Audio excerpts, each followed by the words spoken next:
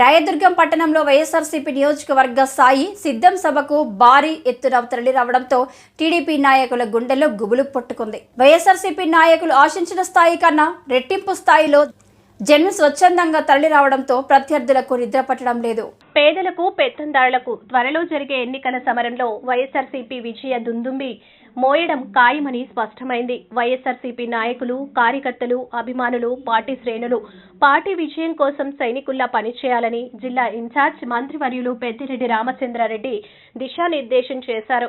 YSRCP MLA అభ్యర్థి మెట్టు Govinda Reddy, MP అభ్యర్థి మాలగుండ్ల శంకర్ నారాయణను అత్యధిక మెజార్టీతో గెలిపించాలని విజ్ఞప్తి చేశారు. ఫ్యాన్ గుర్తుకు ఓటు వేసి గెలిపించాలని కోరారు. వచ్చే ఎన్నికల్లో టీడీపీ పతనం అవ్వడం ఖాయమన్నారు. ఈ కార్యక్రమంలో సర్పంచ్లు, ఎంపీటీసీలు, ఎంపీపీలు, మండల కన్వీనర్లు, బూత్ కన్వీనర్లు, కౌన్సిలర్లు, మాజీ సర్పంచ్లు, మాజీ ఎంపీటీసీలు, పార్టీ నాయకులు భారీ ఎత్తున పాల్గొన్నారు. మీకు శాసనసభ్యుడిగా పోటీ చేస్తా ఉన్నారు రాయదుర్గం నియోజకవర్గానికి.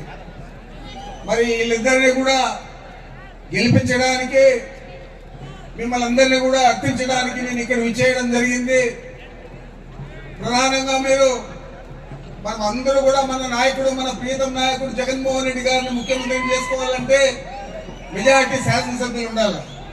అదేవిధంగా ఢిల్లీలో ఏదైనా మనకు అధిక నిధులు లేదా ఏదైనా మంజూరులు తీసుకురావాలంటే కేంద్రం నుంచి మనకు పార్లమెంట్ సభ్యుల బలం ఉండాలి. అంచేత వీరిద్దరి గెలుపు కూడా చాలా మనకు ప్రాధాన్యత సంతరించుకున్నది. తప్పకుండా వీరిద్దరిని అత్యధిక మెజారిటీతో గెలిపించాలని చెప్పి మిమ్మల్ని కోరడానికి ఈ సమావేశం ఏర్పాటు చేయడం జరిగింది. మీరందరినీ కూడా చూసేదానికి, మీరందరినీ కూడా చూడడానికి నేను అదృష్టంగా భావిస్తా ఉన్నాను. బాగా ఉపేందర్ రెడ్డి సిద్ధమా అంటే అందరూ ఎగిరి గంతులు వేస్తా ఉన్నారు. మరి ఈ విధంగా రెస్పాన్స్ ఉందంటే తప్పకుండా మన పార్టీకి 100% అధికారంలోకి వచ్చే పరిస్థితి మీ ద్వారా ఈరోజు జగన్మోహన్ రెడ్డి గారు రాష్ట్రం మొత్తం మీద అభివృద్ధి ఒకవైపు, సంక్షేమం ఇంకోవైపు రెండు కన్నుగా చూసి చేసిన విషయాన్ని ఈ 5 సంవత్సరాల్లో మనం అందరం కూడా గుర్తించాము. పేదలందరికీ కూడా న్యాయం చేశారు.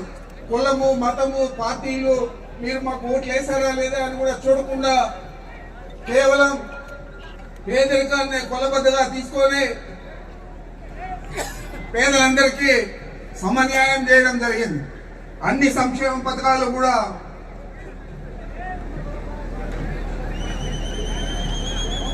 అందరికీ వర్తింపజేశాం, అర్హులైన వారికి అందరికీ. ఆ పరిస్థితి గతంలో లేదు. తెలుగుదేశం పార్టీ అధికారంలో ఉన్నప్పుడు జన్మభూమి కమిటీలు, ఇందాక మన శంకర్ నారాయణ గారే చెప్పారు, ఆ కమిటీల్లో సభ్యులు ఎవరు? తెలుగుదేశం పార్టీ కార్యకర్తలు. వారు ఎవరికి ఇస్తారు? తెలుగుదేశం పార్టీ వారికి, లేదా వారి బంధువులకు, లేదా ఎవరైనా డబ్బులు ఇస్తే వాళ్ళకి ఇచ్చేవారు. అది కూడా అరాకొర పెన్షన్, అరాకొర ఇండ్లు. కానీ ఈరోజు కేవలం మహిళల పేరుతో 32.5 లక్షల ఇళ్ల పట్టాలు ఇవ్వడం జరిగింది.